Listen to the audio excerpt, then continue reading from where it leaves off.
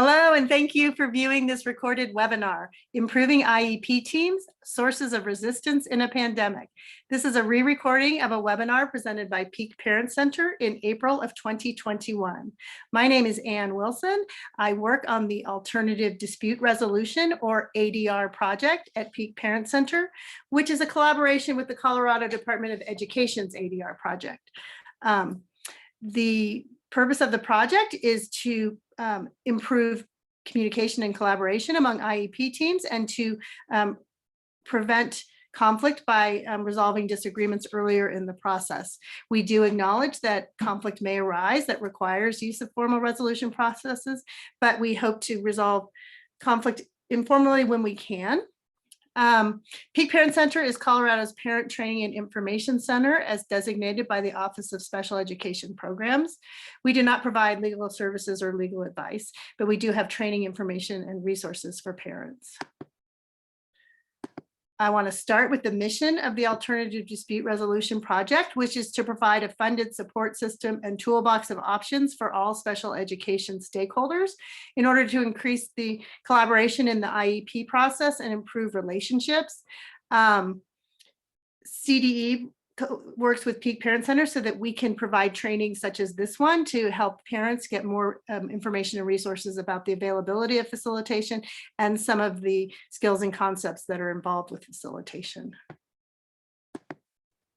To start, since we're talking about sources of resistance in a pandemic, just to kind of frame our thinking, sources of resistance is something that we cover in our trainings because that can really impact a lot of what's going on within a meeting or in the team's interactions. And then with this pandemic, that adds a whole nother layer that can contribute to resistance. This is just a quote from 2019. There's an article entitled Pandemic Unpreparedness. And then here, less than a year later, we were discovering that we really were not prepared for this pandemic. And I also like this quote from board teachers. This is just a post from their Instagram, but it says, when you became a teacher and when you become a teacher and realize there's no amount of training that could have prepared you for this. If there are any educators watching this, I don't know if you felt like that. And I'm a parent, and from the parent perspective, I really felt like that. I feel like that a lot of times without the pandemic, and the pandemic really added a lot to process. Our key themes today. I'll start with an overview of special education facilitation and telefacilitation. Then just a quick look at some of the pandemic effects that may have contributed to the sources of resistance. And then we'll look at some sources of resistance in the context of the IEP meeting and process, as well as how they may have been impacted by the pandemic. The sources of resistance we cover in our trainings are lack of information, cognitive overload, scarcity, and emotion. So first, what is facilitation? Facilitation involves an impartial facilitator. That means the facilitator does not represent anyone at the meeting, and they're there to support the process, and they don't have an interest in the content of the IEP. They promote effective communication and participation by all, which sometimes we hear that parents sometimes feel like they don't have enough chance to provide input at the meeting, and the facilitator can help support parents by making sure they have an opportunity to participate as well as everyone else at the table.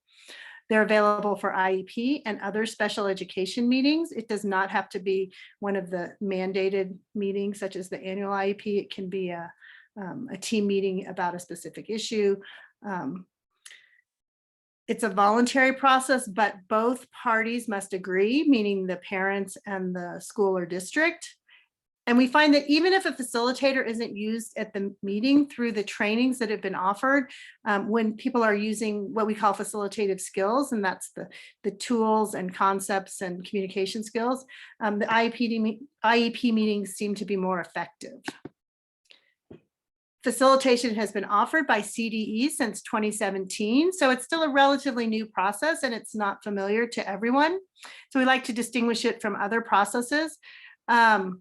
It is not an advocate representing one side or another. Sometimes parents will get an advocate who is actually representing the family, and they'll really look at your IEP with you, and they'll be representing your interest in the meeting. It's not a mediator and does not result in confidential mediated agreements, although there are similarities in that both the facilitator and the mediator are impartial. It is not a formal legal process such as due process, and there's no third party saying someone wins or loses. So there's no judge or administrative hearing officer making the decision. The control of the outcome remains with the parties. And the goal is really to either resolve whatever issue you have or to complete the IEP. So we'll just think a little bit about pandemic effects, because the pandemic has changed a lot of things, and also kind of increased some stress, maybe caused some exhaustion. There's a lot of factors related to the pandemic that could contribute to resistance. We know worldwide there were huge effects, both in terms of loss of life and economic impact. It had significant effects on daily life, and many people reported an increase of stress. And more recently, we're hearing a lot about fatigue and burnout. Just a quote, I think we've heard a lot of parents having some behavior issues with children, perhaps. And this is a quote from Mona Delahook. When I came to view problematic behavior as adaptive responses and not purposeful misbehavior, I shifted nearly all my beliefs about how to help children and families. And I think that's a really helpful quote to think about how our children are affected by the situation, but also ourselves. And sometimes I know I haven't been my best self a lot of time and a lot of occasions during the pandemic. So just something to keep in mind. So again, we're going to talk about the 4 sources of resistance.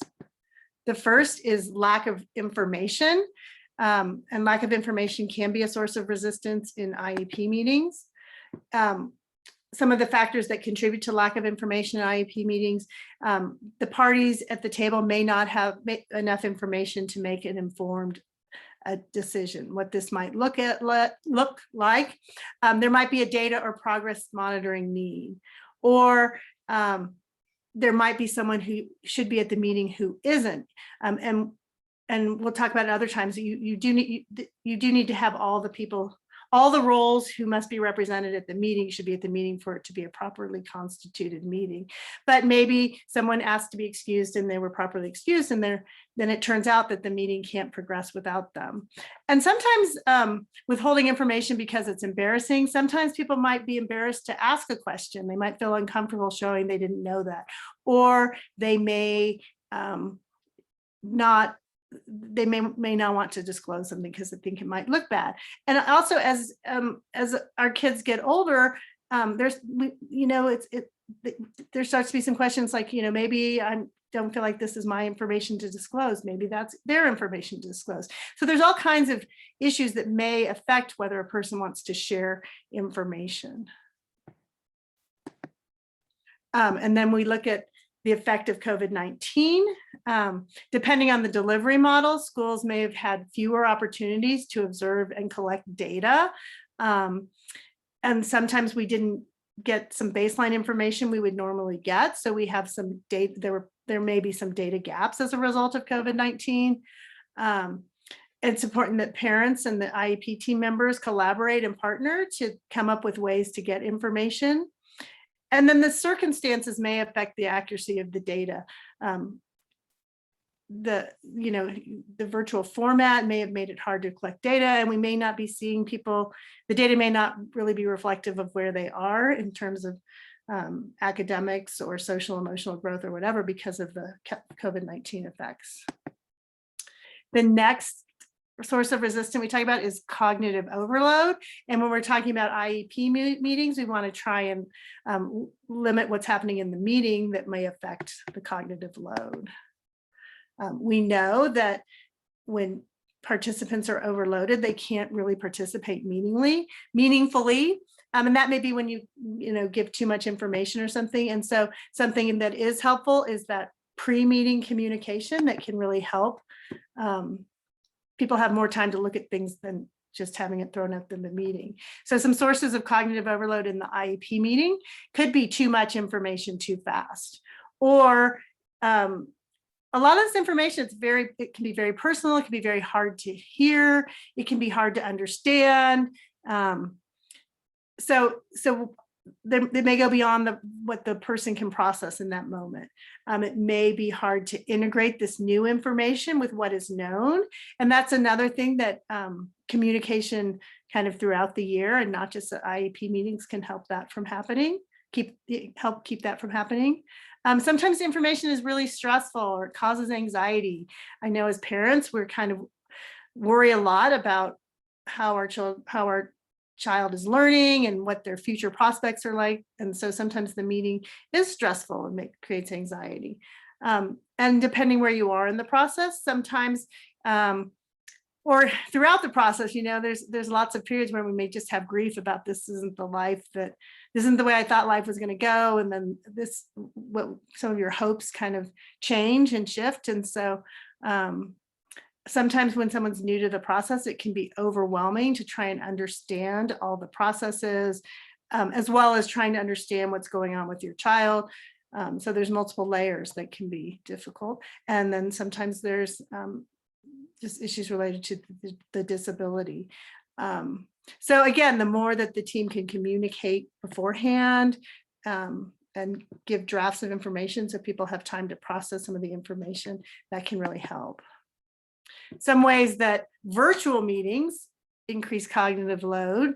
One is there's more to think about. You have to think about maneuvering around your screen. You have to, you don't have that nonverbal communication, or even that it's just different to be in person than to be on video. There can be more interruptions and intrusions. You can be anxious. I know sometimes when I have a really important meeting, I feel a little bit nervous about what if my Wi-Fi goes out? What if I have a technical issue? So it adds some different stress in that way. We're missing those informal catch-up opportunities. Sometimes, the kind of the before the meeting conversations, or the after the meeting conversations, or just running into the people on the team, maybe when you're picking up or dropping off your students. Sometimes we used to have those experiences and we haven't been having those. And sometimes that sort of kind of takes away those interactions that help the communication go better. Something I think you can adjust your settings, but a lot of people say it's stressful to see your own face on the screen. And again, as I mentioned, connectivity and technology stress. And sometimes people, we all have varying levels of technology expertise. And so the technology itself can be stressful. We all have different levels of Wi-Fi availability and things. And then with the virtual meetings, people tend to be attending to more things.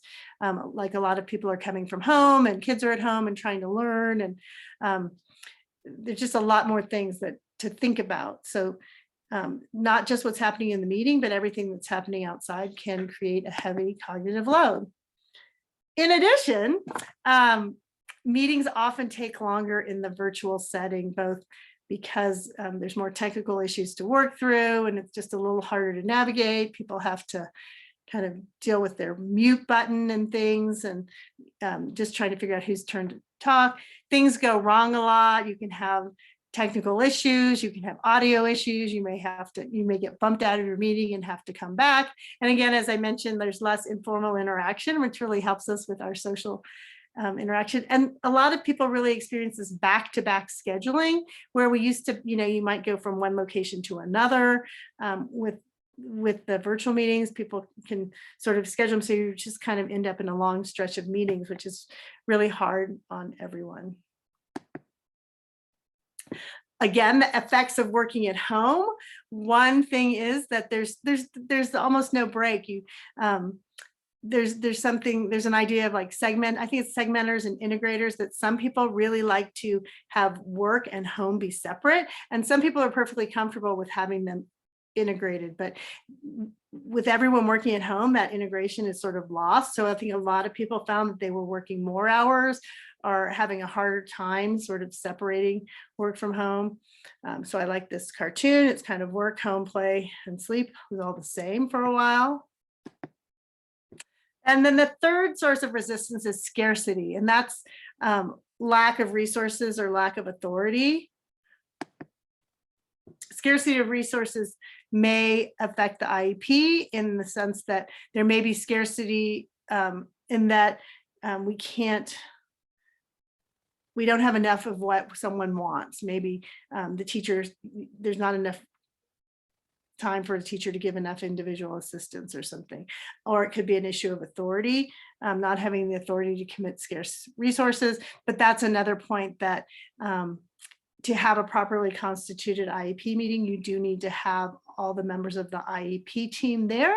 And one of those is someone with authority to commit resources. Some examples of the COVID-19 on resources, some teacher shortages. There was a while where there were issues with substitutes. It was just much harder to manage, increased demands on both teachers and families. And then we really experienced differential access to computer equipment, internet materials, and family assistance. Sometimes people weren't able to get the help they needed. Just a lot of factors that increase the experience of scarcity. And then the fourth source of resistance we talk about is emotions, which often can be create the biggest impact in meetings. Because the work in IEP meetings focuses on the child, underlying beliefs, values, and morals can lead to high emotions. And sometimes those emotions can relate to the bigger context. It's there can be a lot of systems that a family's working with, and that can take a lot of time and a lot of energy, and it can be frustrating. And sometimes it can feel like the world's not as accepting of your child as you would like. Things like that can become emotional.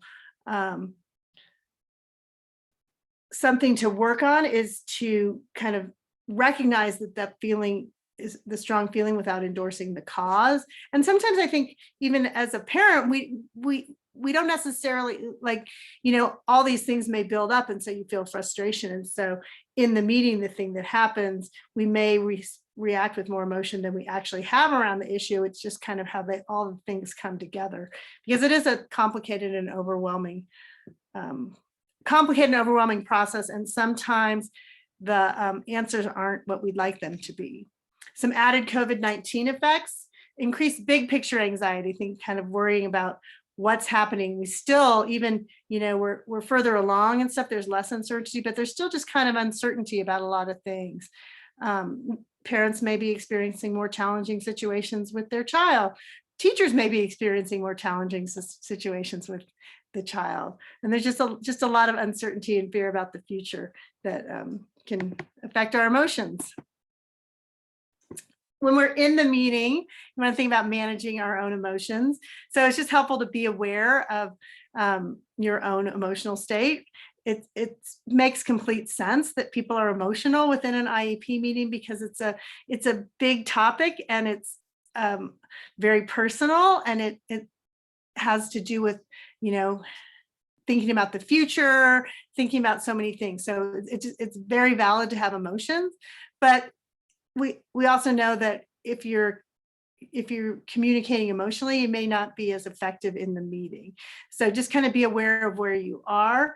And if you find yourself sometimes with the thermometer here, as long as you're kind of not getting up into the 7, 8, 9, 10, you can probably be effective. But if you do find yourself getting upset, maybe say, can we take a break? And it's perfectly fine to ask to take a break in the meeting as well. But just be aware and try to take a break before you get to 10 or 11.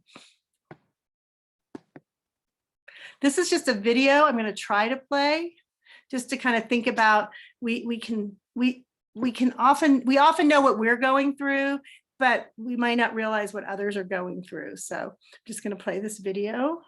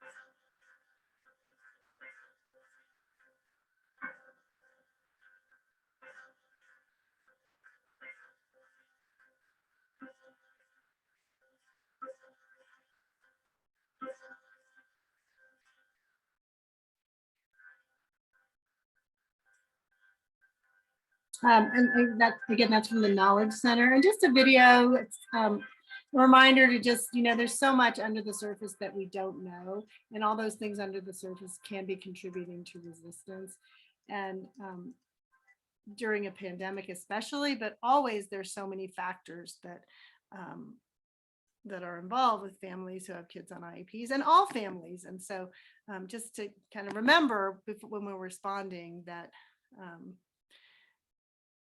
even with all that information we have on the table and all the contact we have, there's still just so much we don't know. And so the more we can kind of be open-minded and try and really realize that we're all trying to work toward the same thing for better student outcomes, it can help to sort of how we approach the interactions and how we communicate.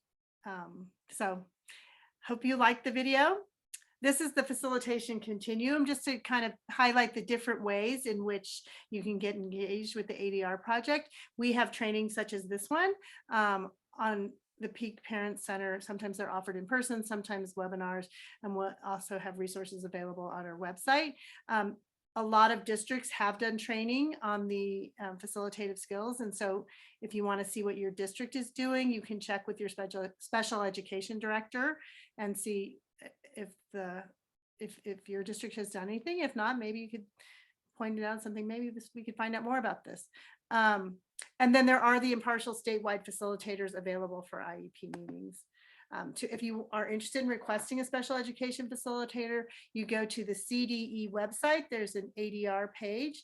When I look for it, I just search CDE ADR and I'm able to find it. But just remember Colorado Department of Education and ADR. On that page, there's a red button to request an IEP facilitator, and you would just fill that out. The way the process works is the request can be made by either the parent or the district or school.